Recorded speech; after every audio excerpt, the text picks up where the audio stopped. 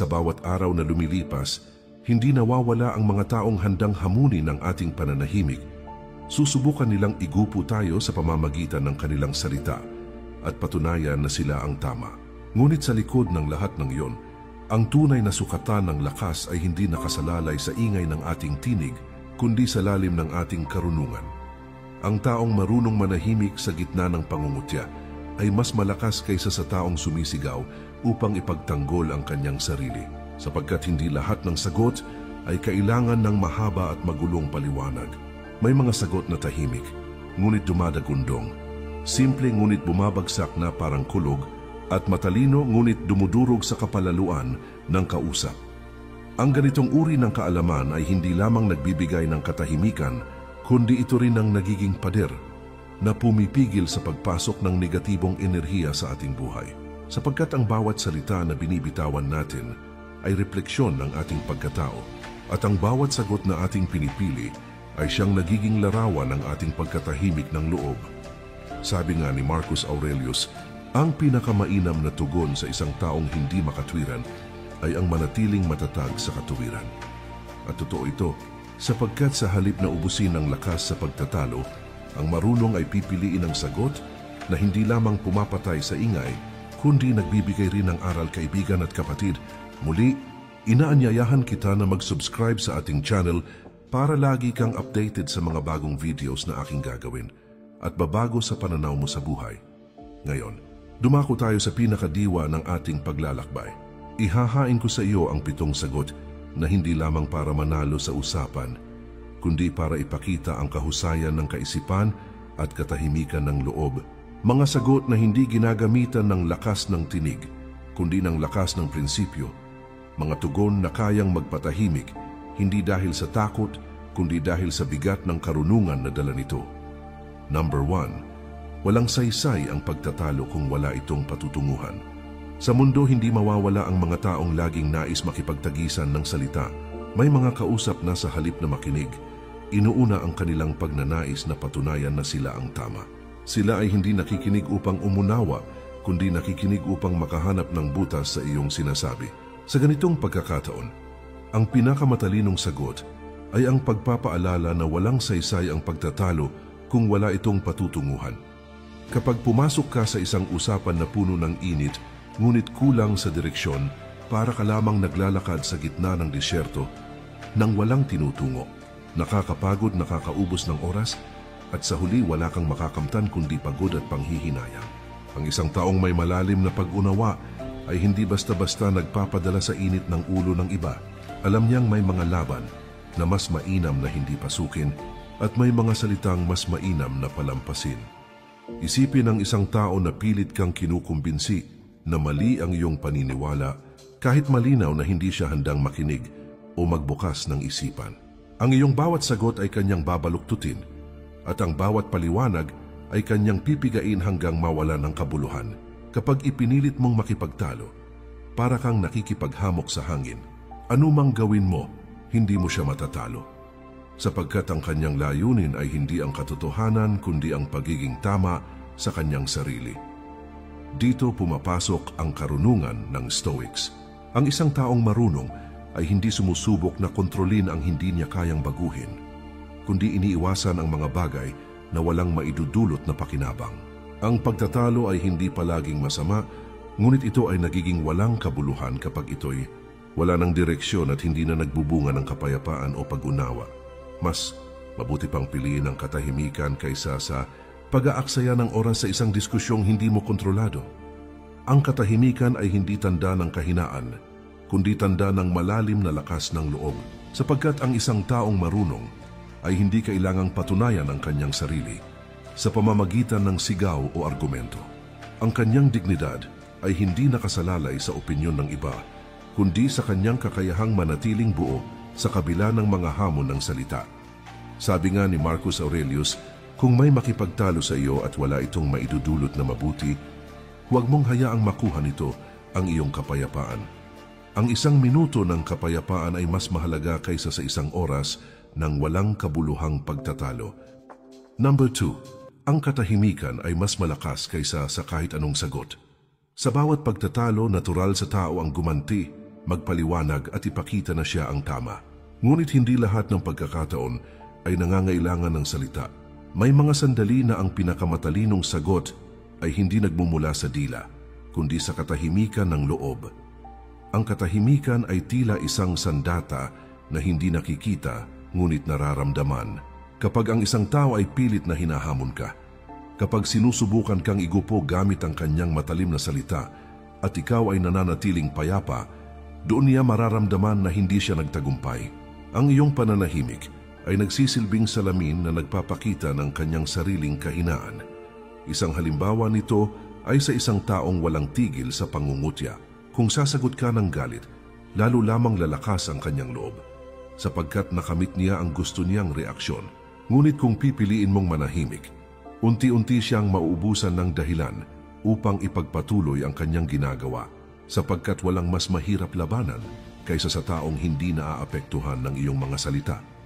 Ang katahimikan ay hindi lamang kawalan ng salita. Ito ay isang pahayag ng kontrol, isang pagpapakita na ikaw ay hindi alipin ng emosyon, at isang paalala na may mga bagay na hindi karapat-dapat bigyan ng tugon.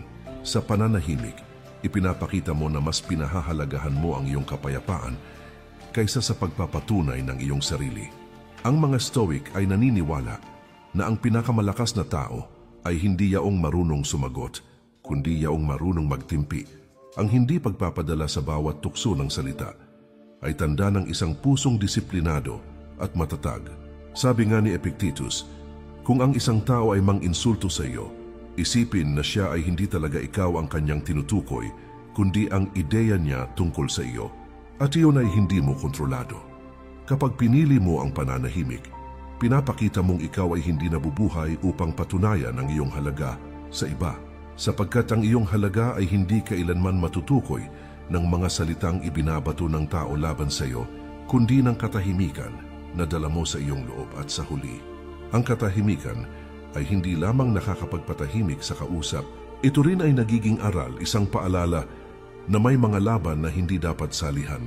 Ang tunay na karunungan ay nakikita sa kakayahang magpigil, at ang katahimikan ay ang pinakamataas na anyo ng pagpipigil.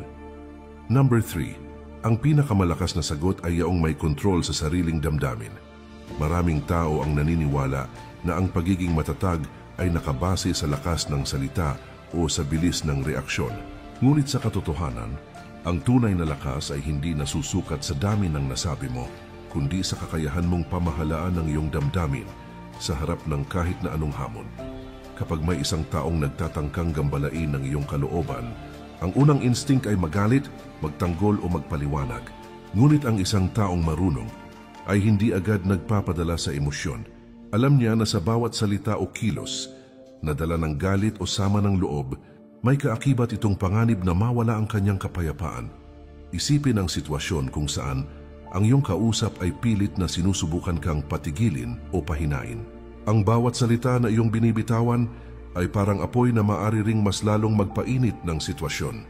Ngunit kapag pinili mong manatiling kalmado at may kontrol sa iyong damdamin, ang buong dynamics ng usapan ay nagbabago. Ang katahimikan ay nagiging mas malakas kaysa sa anumang argumento. Ang bawat salita ng iba ay tumatago sa hangin, habang ang iyong pananatiling payapa ay nagiging isang matibay na pader. Ang Stoic na filosofiya ay nagtuturo na ang ating kapayapaan ay hindi dapat nakasalalay sa labas na mundo, kundi sa ating sariling pamamahala, sa ating isip at damdamin. Sabi ni Marcus Aurelius, ang galit ay parang apoy. Hindi mo ito kontrolado, ngunit maaari mong piliin kung paano haharapin ang apoy na iyon. Kapag pinili mong hindi magpadala, ikaw ay hindi lamang lumalayo sa kaguluhan, kundi nagiging halimbawa ng katahimikan at karunungan. Ito rin ay nagiging isang uri ng pananalita na mas malakas kaysa sa anumang mahabang paliwanag. Ang taong may kontrol sa sariling damdamin ay hindi madaling masaktan, hindi madaling madala sa emosyon, at higit sa lahat, hindi kailanman pumapasok sa walang saysay na labanan. Ang kanyang katahimikan ay nagiging aral, ang kanyang kalmado ay nagiging sagot, at ang kanyang disiplina ay nagiging pader laban sa anumang pagsubok ng salita o galit. Ang kapangyarihan ng kontrol sa damdamin ay hindi lamang nakikita sa kakayahan mong patahimikin ang kausap, kundi sa kakayahan mong patahimikin ang sarili mong isip.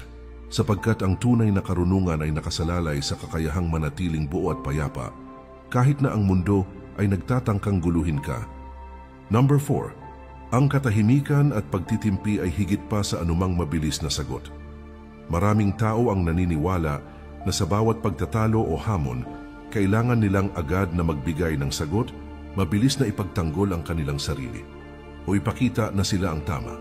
Ngunit sa katotohanan, ang pinakamalakas at pinakaepektibong sagot ay madalas hindi galing sa salita, kundi sa kakayahang maghintay, mag-obserba, at piliin ang tamang panahon para magsalita. Kapag ang isang tao ay nagtatangkang sirain ang iyong reputasyon o hamunin ang iyong opinyon, kadalasan ang unang instinct ay tumugon ng mabilis. Ang mabilis na sagot ay maaring magbigay ng panandaliang ginhawa, ngunit sa maraming pagkakataon, nagdudulot ito ng mas malaking gulo. Sa halip, ang isang taong marunong ay pipiliing magtimpi, magmasid, at hayaan ang emosyon ng iba na maipakita ang kanilang sarili. Ang bawat aksyon o salita na nagmumula sa galit ay nagiging liwanag na nagpapakita ng kanilang tunay na karakter, at ikaw ay nananatiling malinaw sa sarili mong prinsipyo. Ang pagtitimpi ay hindi kawalan ng lakas. Ito ay isang pagpapakita ng kontrol, disiplina at kalinawan ng isip. Ang katahimikan sa oras ng kaguluhan ay nagiging mas malakas kaysa sa anumang argumentong maaaring maibigay.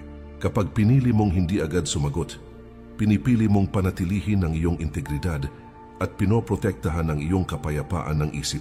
Sa halip na ipakita na ikaw ay apektado, ipinapakita mo na ikaw ay higit pa sa mga pangyayari, higit pa sa emosyon, at higit pa sa kagustuhan ng iba na guluhin ka. Sabi ni Seneca, ang taong may kontrol sa sarili ay may kapangyarihan na higit sa sinumang hari o diktador. Ito ay hindi lamang tungkol sa kakayahang patahimikin ng ibang tao, kundi higit sa lahat, tungkol sa kakayahan mong patahimikin ang iyong sariling isip. Ang pinakamalakas na sagot ay hindi laging maririnig sa salita. Ito ay nadarama sa katahimikan, sa disiplina, at sa tahimik na kumpiyansa na ikaw ay tama sa iyong prinsipyo at desisyon. Ang katahimikan at pagtitimpi ay parang pundasyon na hindi nakikita, ngunit pinapanday nito ang buong estruktura ng iyong karakter. Sa bawat sitwasyon, ang kakayahang maghintay bago magsalita, ang kakayahang magmasid bago tumugon, at ang kakayahang manatiling payapa sa gitna ng kaguluhan ay nagpapakita ng tunay na lakas. Ito ay hindi lamang sagot sa iba, kundi sagot sa sarili. Isang paalala na ang pinakamahalagang labanan ay hindi laban sa ibang tao, kundi laban sa sariling emosyon. Ang taong marunong ay hindi hinahayaang kontrolin ng galit o tukso ang kanyang isip. Ang kanyang katahimikan ay hindi senyales ng kahinaan. Ito ay senyales ng kapangyarihan, karunungan, at pananaw na hindi matitinag ng anumang pagsubok o argumento. Ang tunay na karunungan ay nakikita sa kakayahang manatiling buo sa gitna ng kaguluhan. At ang katahimikan ay palaging magiging pinakamalakas na sagot sa bawat laban. Number 5. Ang pinakamalakas na sagot ay yaong hindi hinahayaan ng ibang tao na kontrolin ang iyong damdamin. Maraming tao ang naniniwala na sa bawat pagtatalo o hamon, ang kanilang kapangyarihan ay nasusukat sa kung paano nila mapapabagsak ang ibang tao gamit ang salita. Ngunit ang tunay na kapangyarihan ay hindi nakasalalay sa kung paano mo naapektuhan ang iba, kundi sa kung paano mo pinananatili ang kontrol sa iyong sarili. Kapag may taong sinusubukang guluhin ka, ang unang reaksyon ng marami ay magalit, magtanggol o magsalita ng matindi. Ang ganitong sagot ay natural, sapagkat sa ating kalikasan nais nating ipagtanggol ang ating sarili. Ngunit ang taong marunong ay naiintindihan na ang bawat galit na pinapakita mo ay parang gasolina sa apoy ng ibang tao. Sa halip na magpadala sa emosyon, pinipili niyang manatiling kalmado, at sa kanyang katahimikan, ang kontrol ay nananatili sa kanya, hindi sa kausap. Kapag pinili mong hindi hayaan ng ibang tao na kontrolin ang iyong damdamin, ipinapakita mo ang pinakamalalim na anyo ng karunungan, sapagkat ang emosyon ay maaring maging pinakamalakas na puwersa sa mundo. Ngunit kapag ito ay pinamamahalaan ng tama, nagiging daan ito upang gumawa ng tamang desisyon, magbigay ng malinaw na sagot, at panatilihin ang kapayapaan ng isip. Ang Stoic philosophy ay nagtuturo na ang tunay na kalayaan ay nakasalalay sa sariling pag-iisip. Sabi ni Epictetus, hindi ang mga bagay sa labas ang nagdudulot ng ating pagkabalisa, kundi ang ating pagtingin sa mga ito. Kung pipiliin mong hayaan ang galit o panlalait ng iba na kontrolin ang iyong damdamin, ikaw ay nagiging alipin ng kanilang kapangyarihan. Ngunit kapag pinili mong manatiling matatag, ikaw ay nagiging hari ng iyong sariling mundo. Ang iyong isip ay hindi matitinag at ang iyong katahimikan ay mas malakas kaysa sa pinakamalakas na argumento. Isipin ang isang sitwasyon kung saan may taong pilit na sinusubukan kang patahin o siraan. Kung agad kang sumagot ng may galit, nakikita niya ang tagumpay niya sa reaksyon mo. Ngunit kung pinipili mong manatiling payapa, walang gaanong epekto sa iyo ang kanyang salita. Sa halip, masusubukan niya lamang ang pasensya niya mismo at madalas, siya ang mapapahiya sa kanyang sariling kawalang kontrol. Ang kakayahang hindi hayaan ng ibang tao na kontrolin ang iyong damdamin ay hindi lamang nakakatulong sa pakikipagtalo, kundi sa buong buhay. Ito ang pundasyon ng inner peace, ng personal na lakas at ng tunay na karunungan. Ang taong marunong ay may kapangyarihang patahimikin ang ingay ng mundo, hindi sa pamamagitan ng panunupil, kundi sa pamamagitan ng kanyang sariling disiplina at pananaw. Sa huli, ang kapangyarihan ng isang taong may kontrol sa sarili ay mas malakas kaysa sa anumang salita o argumento ng iba. Ang kanyang katahimikan ay hindi senyales ng kahinaan, kundi ng pinakamataas na anyo ng karunungan at kapayapaan. Sapagkat sa bawat sandali na pinipili mong manatiling buo sa kabila ng mga pagsubok ng salita, ipinapakita mo na ang tunay na lakas ay hindi nasusukat sa dami ng nasasaktan mo, kundi sa tibay ng iyong sarili. Number 6, ang karunungan ay nasusukat sa kakayahang magpatahimik sa tamang oras. Maraming tao ang naniniwala na ang pagpapakita ng katalinuhan ay nakikita sa dami ng salita, sa bilis ng pag-iisip, o sa lakas ng argumento. Ngunit sa katotohanan, ang tunay na karunungan ay hindi nasusukat sa kung gaano ka kasalita, kundi sa kung gaano ka kaalam na manahimik sa tamang pagkakataon. Kapag may sitwasyon na puno ng tensyon o galit, marami ang pipilitin ang kanilang punto nang may kasamang emosyon at sigaw. Ang ganitong sagot ay kadalasang nauuwi sa mas malaking kaguluhan at hindi nagbibigay ng solusyon. Ngunit ang taong marunong ay nakakaunawa na may mga sandali na ang katahimikan ay mas malakas kaysa sa pinakamalakas na argumento. Sa pamamagitan ng pagpili ng tamang oras upang magsalita, pinapakita mo na ikaw ay hindi alipin ng bawat sitwasyon, kundi master ng iyong sariling isip at damdamin. Isipin ang isang pagtatalo na tila walang katapusan. Ang bawat salita ay tinutugon ng panibagong salita. Bawat argumento ay sinusuklian ng mas matalim na argumento.